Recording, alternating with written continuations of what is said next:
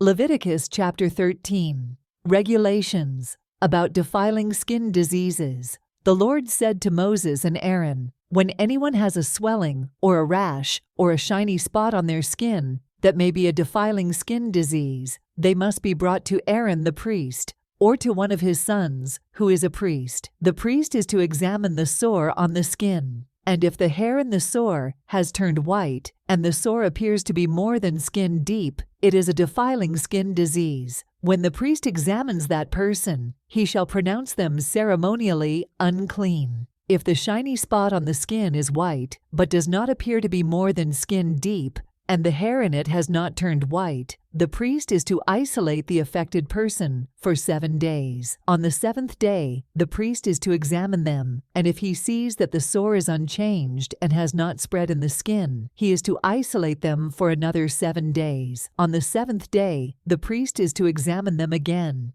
and if the sore has faded and has not spread in the skin, the priest shall pronounce them clean. It is only a rash. They must wash their clothes, and they will be clean. But if the rash does spread in their skin, after they have shown themselves to the priest to be pronounced clean, they must appear before the priest again. The priest is to examine that person, and if the rash has spread in the skin, he shall pronounce them unclean. It is a defiling skin disease. When anyone has a defiling skin disease, they must be brought to the priest. The priest is to examine them, and if there is a white swelling in the skin that has turned the hair white, and if there is raw flesh in the swelling, it is a chronic skin disease, and the priest shall pronounce them unclean. He is not to isolate them, because they are already unclean.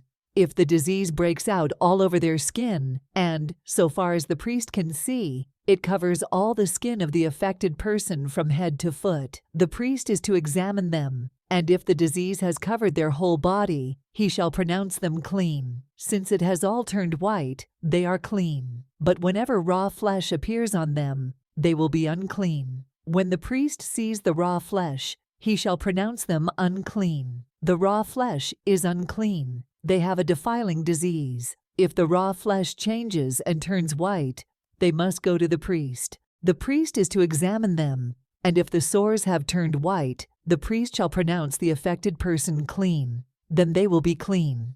When someone has a boil on their skin, and it heals, and in the place where the boil was, a white swelling or reddish-white spot appears, they must present themselves to the priest. The priest is to examine it, and if it appears to be more than skin deep, and the hair in it has turned white, the priest shall pronounce that person unclean. It is a defiling skin disease that is broken out where the boil was. But if, when the priest examines it, there is no white hair in it, and it is not more than skin deep, and has faded, then the priest is to isolate them for 7 days. If it is spreading in the skin, the priest shall pronounce them unclean. It is a defiling disease. But if the spot is unchanged and has not spread, it is only a scar from the boil, and the priest shall pronounce them clean. When someone has a burn on their skin, and a reddish white or white spot appears in the raw flesh of the burn, the priest is to examine the spot, and if the hair in it has turned white, and it appears to be more than skin deep, it is a defiling disease that has broken out in the burn. The priest shall pronounce them unclean. It is a defiling skin disease. But if the priest examines it,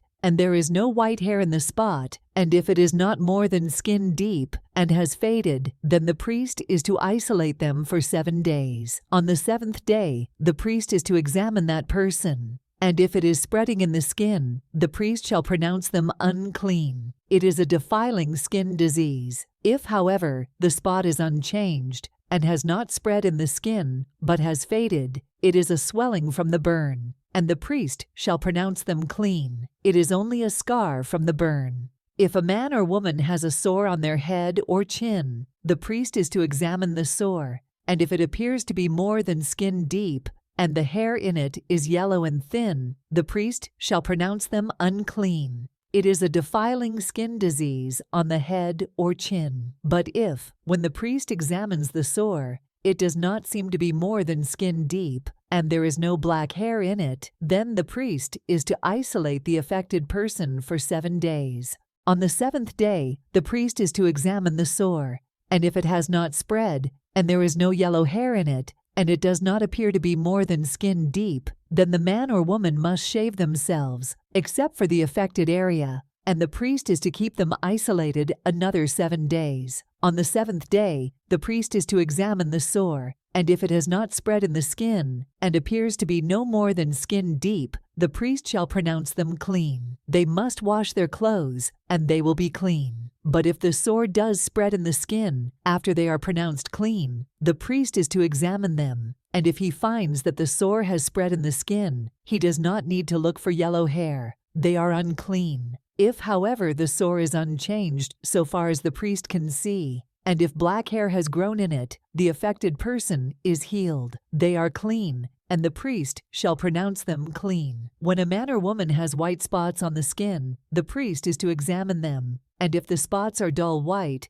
it is a harmless rash that has broken out on the skin. They are clean. A man who has lost his hair and is bald is clean. If he has lost his hair from the front of his scalp and has a bald forehead, he is clean. But if he has a reddish-white sore on his bald head or forehead, it is a defiling disease breaking out on his head or forehead. The priest is to examine him, and if the swollen sore on his head or forehead is reddish-white, like a defiling skin disease, the man is diseased and is unclean. The priest shall pronounce him unclean because of the sore on his head. Anyone with such a defiling disease must wear torn clothes, let their hair be unkempt, cover the lower part of their face, and cry out, "Unclean, unclean."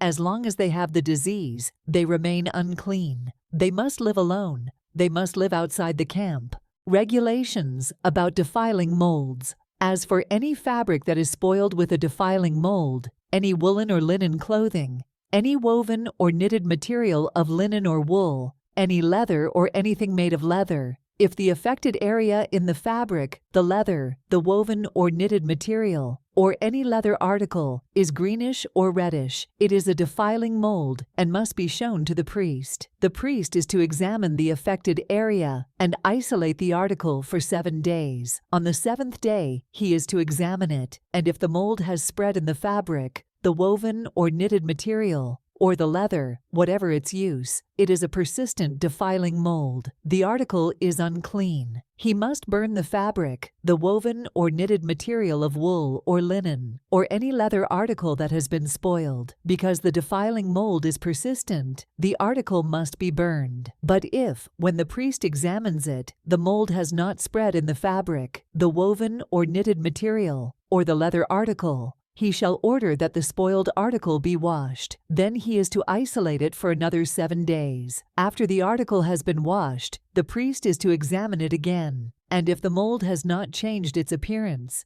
even though it has not spread, it is unclean. Burn it, no matter which side of the fabric has been spoiled. If, when the priest examines it, the mold has faded, after the article has been washed, he is to tear the spoiled part out of the fabric, the leather, or the woven or knitted material. But if it reappears in the fabric, in the woven or knitted material, or in the leather article, it is a spreading mold. Whatever has the mold must be burned. Any fabric, woven or knitted material, or any leather article that has been washed and is rid of the mold must be washed again. Then it will be clean. These are the regulations concerning defiling molds in woolen or linen clothing, woven or knitted material, or any leather article, for pronouncing them clean or unclean.